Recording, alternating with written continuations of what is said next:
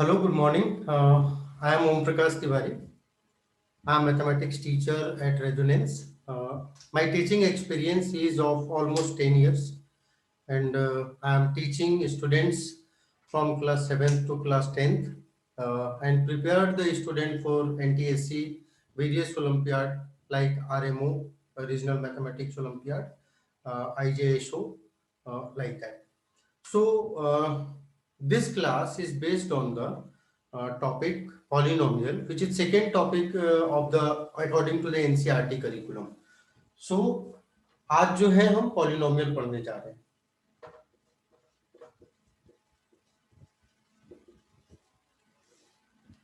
This is very known topic for the class 10th student, क्योंकि class 9th में same topic हम पढ़ चुके हैं इन डिटेल. 10th क्लास में जो है द एक्सटेंडेड फॉर्म जो है वो आपको पढ़ना है. यहाँ पर अगर हम पॉलिनोमियल का as per the syllabus of board examination हम देखें तो क्या क्या चीजें आपको पढ़नी है. The first one is the relationship between zeros and coefficient of दो तरह के पॉलिनोमियल आपको यहां पर पढ़ने हैं, quadratic polynomial and cubic polynomial.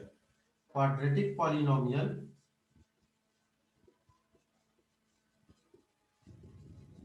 And cubic polynomial.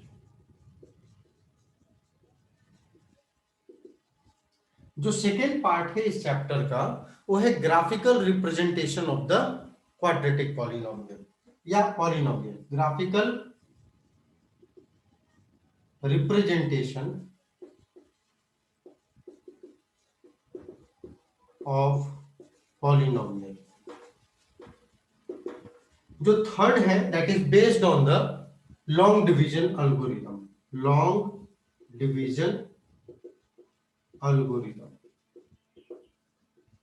And fourth is to obtain remaining zero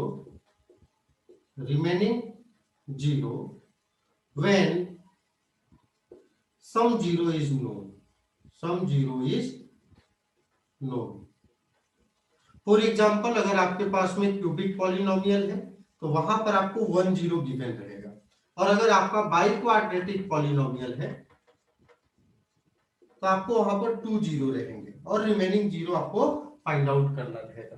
this is very small topic और पूरे टॉपिक में ये चार चीजें हमें पढ़ने हैं इस चैप्टर में. देखिए board examination point of view से ये मतलब बहुत ही इजी टॉपिक है और इम्पोर्टेंट इसलिए है क्योंकि 4 नंबर का क्वेश्चन मिनिमम इससे आता है इस चैप्टर से. ओके, एंड 2 to 3 लेक्चर्स में कंप्लीट लेक्चर्स आपका कंप्लीट हो जाता है. सेकेंड थिंग कि 9th में चूंकि आपने चैप्टर पढ़ा हुआ है तो उसका एडवांटेज आपको यहाँ पर हमेशा मिलता है. ठीक है, तो हम स्टार्ट करते हैं ये चैप्टर. पॉलिनोमियल का बेसिक्स आपको पता होगा, बट उसके बावजूद भी मैं थोड़ा सा आपको रिकैप दे देता हूँ. पॉलिनोमियल जो है any algebraic expression which obeys to set of rules will be a polynomial. वो दो सेट ऑफ रूल्स क्या है इस बात को हम समझे. फर्स्ट है कि the coefficient of the polynomial should be a real number. Real number is what? Real number is the all the rational and irrational numbers are real number. उसमें आपका होल नंबर आ जाएगा, उसमें आपका नेचुरल नंबर्स आ जाएगा, उसमें आपका integers आ जाएगा, उसमें रेशनल्स आ जाएंगे, इरेशनल्स आ जाएंगे. तो real numbers is combination of all that, है ना. तो the coefficient of the polynomial should be a real number. और सेकेंड रूल है कि द पावर और the exponent of the variable should be non negative non fractional. मतलब वो negative नहीं होना चाहिए और वो फ्रैक्शनल नहीं होना चाहिए. It should always be a whole number. तो अगर कोई भी अलजेब्राइक पॉलिनोमियल कोई भी अलजेब्राइक एक्सप्रेशन अगर इन दो सेट ऑफ रूल्स को फॉलो करता है तो फिर वो पॉलिनोमियल कहलाता है. तो इसके आधार पर एक कंक्लूजन जो है वो डिड्यूस किया गया कि every polynomial is an algebraic expression but every algebraic expression is not a polynomial. तो पॉलिनोमियल होने के लिए दो क्राइटेरिया फुलफिल होना जरूरी है. इसके अलावा हमने कैटेगराइजेशन देखा था पॉलिनोमियल का 9th क्लास में, और वहां पर कैटेगरीज में हमने देखा था कि polynomial is divided on the basis of two different aspect. On the basis of number of terms, अगर मान लीजिए कि नंबर ऑफ टर्म्स मेरा 1 है तो हम उसको मोनोमियल बोलते थे. 2 है तो बाइनोमियल, 3 है तो ट्राइनोमियल, 4 है तो टेट्रानोमियल, 5 है तो पेंटानोमियल, है ना। इतना बुक में नहीं दिया हुआ है, तो जनरली 3 टर्म के बाद में हम क्या बोलते हैं कि दिस इज अ पॉलिनोमियल। अगर 6 हुआ तो हेक्सानोमियल, 7 हुआ तो हेप्टानोमियल, 8 हुआ तो ऑक्टानोमियल। तो इस तरीके से इसका नोमेनक्लेचर किया जाता है। नंबर ऑफ टर्म्स जो है जितने हमारे बढ़ते चले जाएंगे उसके अकॉर्डिंग उसका नाम हमारा बढ़ते चला जाएगा। जनरली कंफ्यूजन को दूर करने के लिए या इतनी सारी चीजें याद कौन करे, तो हम 3 टर्म के बाद में बुक्स में भी हमारा दिया हुआ है कि हम उसको पॉलिनोमियल बोलते हैं। दूसरा जो बेसिस है क्लासिफिकेशन का, that is on the basis of degree of the polynomial. अगर हमारे पॉलिनोमियल की डिग्री 0 है तो हम उसको क्या बोलते हैं, कांस्टेंट पॉलिनोमियल। डिग्री अगर 0 है इन द सेंस, जैसे मान लीजिए 5, यहां पर पॉलिनोमियल क्या है, पॉलिनोमियल 5 इज अ पॉलिनोमियल। इस पॉलिनोमियल की डिग्री क्या होगी, 0, क्योंकि हम इसको क्या लिख सकते हैं, 5 into x to the power 0, x to the power 0 is 1, so 5 into 1 is equal to 1। ठीक है, तो अगर मान लीजिए कि हमारा जो है पॉलिनोमियल का डिग्री 0 है तो हम उसे बोलते हैं कांस्टेंट पॉलिनोमियल। अगर डिग्री हमारा 1 है तो हम उसे क्या बोलेंगे, लीनियर पॉलिनोमियल। 2 है तो क्वाड्रेटिक पॉलिनोमियल, 3 है तो क्यूबिक पॉलिनोमियल, 4 है तो बाई क्वाड्रेटिक पॉलिनोमियल। ये सब हम पढ़ चुके हैं क्लास 9th में। कैटेगराइजेशन के बाद में आता है कि हम जो है पॉलिनोमियल के जो डिफरेंट टर्मिनोलॉजीज है उसको हम कैसे समझें। डिफरेंट टर्मिनोलॉजी से रिलेटेड है, जैसे डिग्री हमने अभी आपको बताया, degree is what, the maximum power of a polynomial is termed as degree of the polynomial. For example 4x to the power 5 plus 2x cube plus 3x minus 7, ये हमारा एक पॉलिनोमियल है। इस पॉलिनोमियल की डिग्री क्या होगी, the highest power of the polynomial. Highest power क्या है यहाँ पर, 4, तो 4 is the degree of the polynomial. ठीक है, फिर इसके बाद आता है लीडिंग टर्म। लीडिंग टर्म का मतलब क्या हुआ, the term having the highest degree is termed as the leading term. So 4x to the power 4 will be a leading term. ठीक है, बुक्स में क्वेश्चंस ऐसे भी आते हैं कि what is the coefficient of the leading term. Leading term तो इसका जो कोएफिशिएंट कितना है, 4, तो 4 will be the coefficient of the leading term. फिर इसके बाद आपका जो है standard form of the polynomial आता है, आपने 9th क्लास में पढ़ा हुआ है। तो स्टैंडर्ड फॉर्म क्या है कि जब किसी भी पॉलिनोमियल को हम असेंडिंग ऑर्डर ऑफ पावर या डिसेंडिंग ऑर्डर ऑफ पावर के रूप में लिखते हैं तो हम उसे बोलते हैं that is the standard form of the polynomial.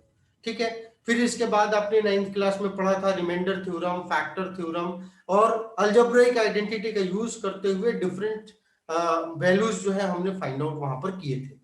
यहां क्लास 10th में आपको क्या करना है, बेस तो वही है। अच्छा, एक चीज और, जीरो ऑफ द पॉलिनोमियल आपने 9th क्लास में पढ़ा हुआ है। What is zero of the polynomial, zero of the polynomial is termed as the value of variable which makes the polynomial equals to zero is termed as the zero of the polynomial.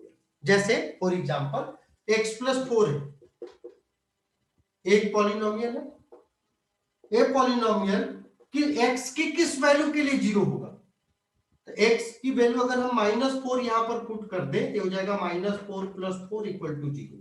मतलब x की कौन सी value इस polynomial को zero बना रही है, obviously -4। So -4 is termed as the zero of the polynomial. ठीक है, सिमिलरली हम क्या करते हैं, कोई भी पॉलिनोमियल आपको दिया हुआ है, आप उस पॉलिनोमियल को जीरो से इक्वेट करते हैं और इसके बाद उस वेरिएबल की वैल्यूज को फाइंड आउट करते हैं। तो इस तरीके से आपको जीरो ऑफ द पॉलिनोमियल मिलता है। यहां पर 10th क्लास में जो हमारा फर्स्ट टॉपिक है पॉलिनोमियल का, that is the relationship between the zeros and the coefficient. ठीक है, तो जो हम यहां पर पढ़ने वाले हैं पॉलिनोमियल, बेसिकली आपके सिलेबस में क्वाड्रेटिक एंड क्यूबिक पॉलिनोमियल के बारे में पढ़ना है। जैसे हम क्वाड्रेटिक पॉलिनोमियल हम लेते हैं, क्वाड्रेटिक पॉलिनोमियल। अगर हम क्वाड्रेटिक पॉलिनोमियल को देखें तो इसका जो जनरल फॉर्म है वो होता है x square plus b x plus c. This is the general form of quadratic polynomial where a b c are real number and a should not be equal to 0। अगर हम देखें एक quadratic polynomial है, मतलब यहां पर हमारी degree कितने होंगे, ऑब्वियस सी बात है 2, क्योंकि इसमें पावर क्या है हाईएस्ट 2। तो इसके जीरोस कितने होंगे, हमने पढ़ा था 9th क्लास में कि किसी भी पॉलिनोमियल की जितनी डिग्री होती है उतना ही उसके जीरोस एग्जिस्ट करते हैं। मतलब इसके जीरोस कितने हो जाएंगे? सपोज करें let alpha and beta are zeros of polynomial p of x. तो हमने एक रिलेशनशिप पढ़ा था कि alpha plus beta is equal to minus b by a and alpha beta is equal to c by a. This is basically the relationship between zeros and the coefficient of the polynomial. But हमने वहां पर ये नहीं पढ़ा था कि ये आया कैसे। 10th क्लास में आपको ये पढ़ना है कि ये रिलेशनशिप कैसे स्टैब्लिश हुआ। इसी तरीके से हम क्यूबिक पॉलिनोमियल का भी रिलेशनशिप स्टैब्लिश करेंगे। इससे इनॉर्मस अमाउंट ऑफ क्वेश्चंस बनते हैं कॉम्पिटिटिव एग्जामिनेशन के लिए। एनटीएससी में आपका 2 से 3 क्वेश्चन हर साल रहता है पॉलिनोमियल से। तो ये जो है उस पर्टिकुलर पॉइंट ऑफ व्यू से भी इंपॉर्टेंट हो, क्योंकि एनटीएससी में मैथ में 20 नंबर का क्वेश्चन पूछा जाता है और 20 में अगर 3 क्वेश्चन अगर एक पर्टिकुलर चैप्टर से आ जाए तो ये हमारे लिए बहुत ही एडवांटेजियस चीज है ना। चलिए, तो हम सबसे पहले समझते हैं कि हाउ दिस रिलेशनशिप एस्टैब्लिश्ड। ठीक है, चलो। एक क्वाड्रेटिक पॉलिनोमियल है p of x is equal to ax square plus bx plus c। अगर हम ऐसा बोलते हैं कि इसके दो जीरोज हैं अल्फा एंड बीटा, है ना, let alpha and beta are two zeros of p of x। इसका मतलब क्या हुआ बेटा? इसका मतलब ये हुआ कि अगर अल्फा इसका जीरो है, इट मींस कि अगर हम अल्फा की वैल्यू को यहां पर पुट कर दें x की जगह पर, तो ये क्या करेगा? इस पॉलिनोमियल को जस्टिफाई करेगा, मतलब इस पॉलिनोमियल को जीरो बना देगा। तो हम यहां पर ऐसे लिख रहे हैं कि at x is equal to alpha, p of alpha कितना हो जा रहा है? जीरो। तो हम इसके आधार पर एक रिलेशनशिप, एक कंक्लूजन डिड्यूस करते हैं कि x माइनस अल्फा, अल्फा इधर गया, क्या हो जाएगा? x minus alpha will be one of the factor of the polynomial. मतलब हम क्या लिखे? x minus alpha is one of the factor of the polynomial, of the polynomial. Similarly हम ऐसा बोल सकते हैं कि at x is equal to beta, p of beta will be equal to zero, क्योंकि बीटा भी जो है इसका क्या है? जीरो है। तो हम यहां पर लिखेंगे x minus beta is also one of the factor, one of the factor of the polynomial. अब आप एक बात यहां पर ध्यान से समझिए, अगर x माइनस अल्फा और x माइनस बीटा दोनों इस पॉलिनोमियल के फैक्टर हैं, तो इन दोनों का जो मल्टीप्लीकेशन होगा वो भी इस पॉलिनोमियल का एक फैक्टर होगा।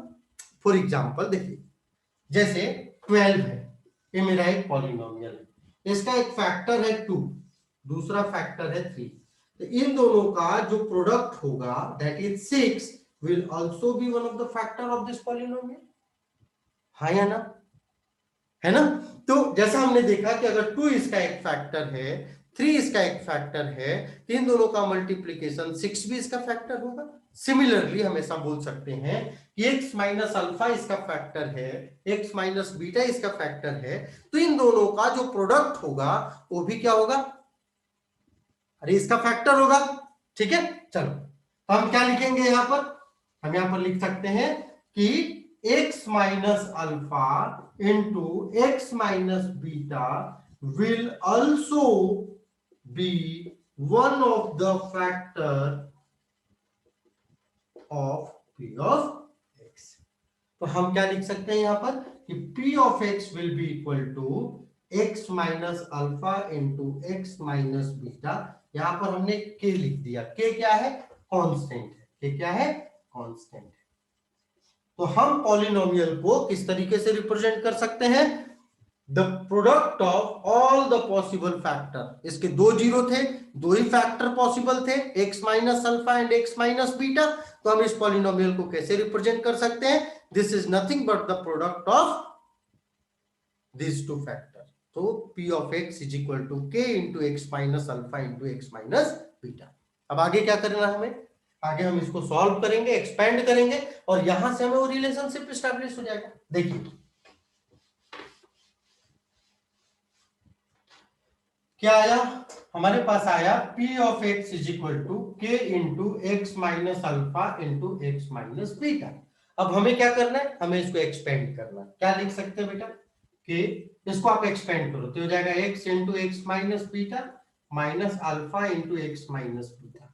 तो क्या हो गया, के x square minus x beta minus x alpha plus alpha beta.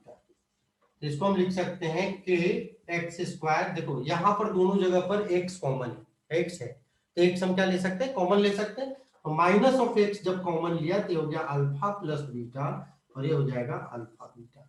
तो हम पी ऑफ एक्स को लिख सकते हैं x square plus b x plus c, क्योंकि यही हमारा क्वाड्रेटिक पॉलिनोमियल था। तो हम इसको कंपेयर करते हैं, क्या लिखेंगे, x square plus b x plus c is equal to x square minus k x into alpha plus beta plus k alpha beta.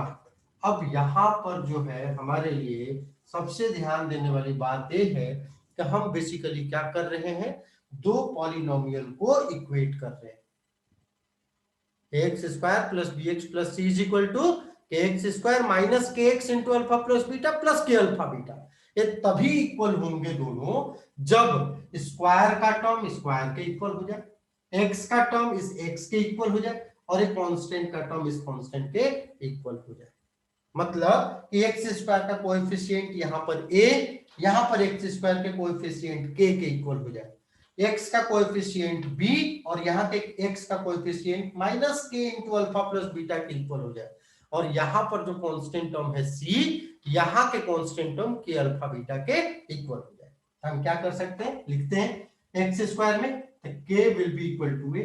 पहला रिलेशनशिप हमारे पास आया क्योंकि एक्स स्क्वायर का कोएफिशिएंट a है, यहाँ पर एक्स स्क्वायर का कोएफिशिएंट k है, दोनों वैल्यूज LHS एंड RHS आपस में इक्वल है, इसका मतलब a will be equal to. अब इसके बाद क्या करेंगे, x का कोएफिशिएंट क्या है b, और यहाँ पर x का कोएफिशिएंट क्या है minus k into alpha plus b, तो b will be equal to minus of k into alpha plus beta. तो अल्फा प्लस बीटा की वैल्यू क्या आ गई बेटा, माइनस b अपॉन k, और k कितना है a, तो यहाँ पर सब्स्टिट्यूट कर दो, ये हो गया alpha plus beta is equal to minus b upon a। आया समझ में? 9th क्लास में अपन ने केवल रिलेशनशिप पढ़ा था, यहाँ पर हमें समझ में आया कि रिलेशनशिप कैसे आया। चलो बढ़िया। अब constant term c will be equal to k alpha beta, तो alpha beta will be equal to c upon k, और k की वैल्यू क्या है a है, तो हो जाएगा alpha beta is equal to c upon.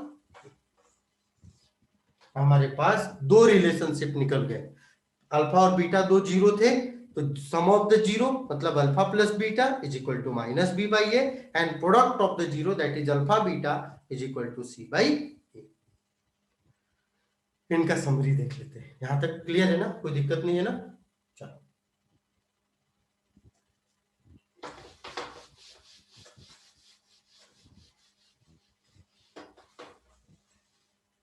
हमने अभी तक ये पढ़ा कि हमारा एक पॉलिनोमियल है p of x is equal to x square plus b x plus c where a is not equal to zero, alpha and beta are two zero of this polynomial. तो हम लिख सकते हैं alpha plus beta is equal to minus b by a, alpha beta is equal to c by ए।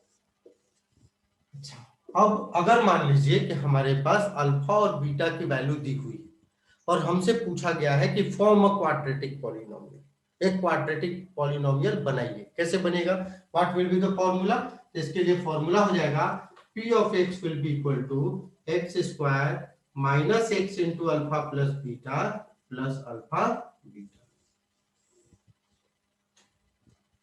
तो आपके पास alpha और beta given है, अल्फा प्लस बीटा निकाल लीजिए, अल्फा बीटा निकाल लीजिए, इसमें सब्स्टिट्यूट कर दीजिए, आपका आंसर आ जाएगा।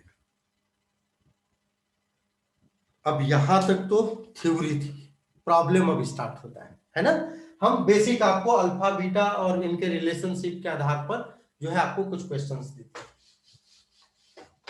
जैसे मान लीजिए कि हमारे पास एक पॉलिनोमियल है x square minus 5x plus 6।